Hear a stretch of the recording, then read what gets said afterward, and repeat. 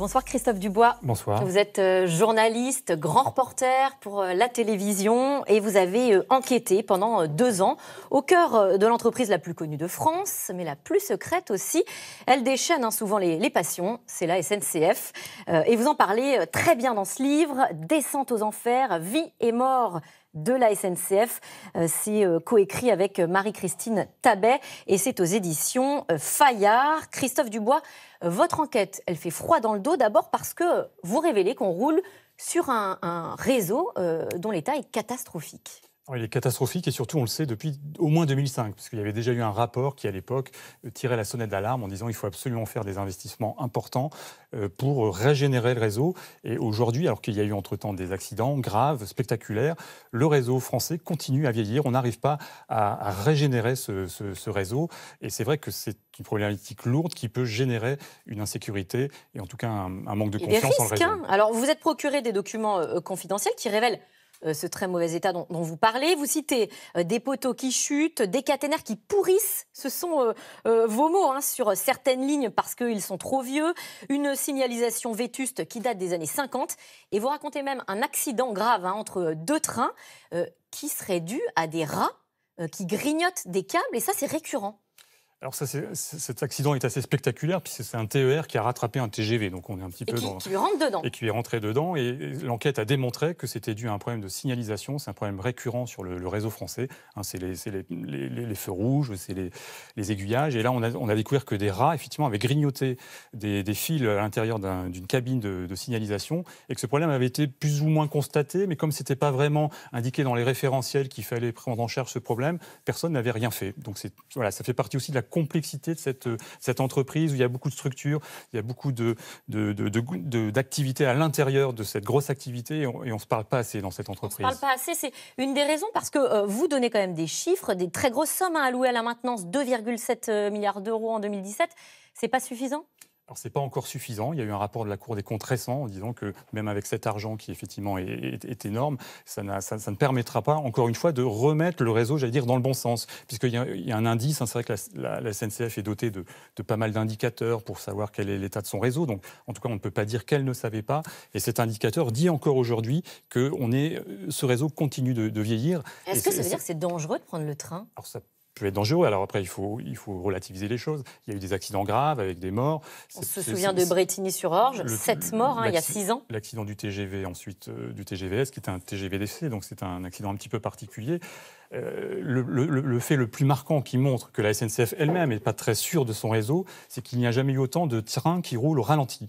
Il y a 5500 km de voies sur lesquelles le train roule entre 40 et 100 km/h, en tout cas pas du tout au train prévu, à la vitesse habituelle. Prévue, tout à fait. Ça, c'est une des conséquences du mauvais état du réseau. Totalement, parce que la SNCF, évidemment, à juste titre, ne veut pas mettre en danger ses usagers. Mais du coup, on arrive en retard. Mais du coup, en tout cas, on arrive moins vite, et c'est vrai paradoxalement, il y a certains trajets, je pense au Paris-Brive, par exemple, où on met plus de temps aujourd'hui qu'il y a 30 ans. Alors ça paraît incroyable. En même temps, les Français l'ont bien compris, puisque vous dites que la SNCF est considérée comme l'une des entreprises les moins fiables du service public. Est-ce qu'ils ont raison ? Alors, ils ont raison parce que... je vous pose la question parce que la communication de la SNCF aujourd'hui, c'est de dire que les trains ne sont jamais autant arrivés à l'heure. Plus de 90% selon les chiffres de l'entreprise. Alors, s'il y a quelque chose que la SNCF sait faire, c'est communiquer. Et c'est un petit peu ce qu'on peut leur reprocher aujourd'hui, c'est qu'elle passe peut-être trop de temps à communiquer. Peut-être est-ce pour masquer, est-ce que c'est la vitrine qui permet de masquer l'arrière-boutique et c'est vrai que cette statistique qui dit qu'effectivement les Français considèrent que c'est l'entreprise la moins fiable, derrière la Poste, derrière Air France et derrière même la RATP, cette statistique n'est jamais rendue publique. Donc le problème de la SNCF, c'est qu'elle communique aussi les chiffres et les données qu'elle veut bien communiquer. Oui, vous dites l'entreprise est une vieille dame décatie, liftée au marketing et à la communication. Tout l'argent va davantage dans la communication que dans le fond. En tout cas, il y a beaucoup d'argent qui va à la communication. C'est une impulsion qui a été donnée par Guillaume Pépi, qui est le patron emblématique de la SNCF. Depuis 11 ans. Depuis 11 ans et qui est même dans l'entreprise en réalité depuis 20 ans. Et c'est vrai que c'est un service pléthorique, le service communication de la SNCF. C'est 700 personnes, dont le seul travail, évidemment, et ça on peut le comprendre, est de donner une bonne image de la SNCF. Mais pour autant, quand on regarde un petit peu ce qu'il y a derrière, c'est un peu moins reluisant. C'est une entreprise qui, sur ses piliers fondamentaux, qui sont les retards, la régularité et la sécurité, a été mise en défaut. Ces lignes qui tournent au ralenti, dont on parlait tout à l'heure, qui sont des lignes souvent peu fréquentées, ce qu'on a baptisé les petites lignes, eh bien, elles représentent quand même un tiers du réseau français. Et pourtant, elles ferment les unes après les autres. Je vous propose qu'on écoute Xavier Bertrand, président de la région Hauts-de-France, qui le regrette, et puis on réagit ensuite. Parce que les petites lignes, c'est quoi? C'est des petites gens qu'on va laisser disparaître comme ça. Il n'y a pas de petites lignes, il n'y a pas de petites gens. C'est ça l'aménagement du territoire, c'est ça l'équilibre du territoire. Ça coûte un peu d'argent? Ah oui, c'est vrai. C'est pas forcément rentable? Oui. Et la santé, alors, c'est rentable? Non, parce que c'est aussi un service public. C'est ça la question qui est posée. C'est un mec de droite qui vous le dit. La question qui est posée, c'est est-ce que c'est la rentabilité pure? Est-ce que c'est uniquement le fric qui compte? Est-ce que c'est les financiers qui prennent le pouvoir sur les ingénieurs et sur les techniciens? Ce sentiment de relégation, cette question des territoires désertés par les services publics, pour le coup, là, c'est vraiment au cœur du grand débat national, de ce qu'on entend dire depuis les manifestations des Gilets jaunes. Est-ce que la SNCF pourrait, du coup, revenir aussi, réfléchir à ces fermetures de lignes qu'elle fait?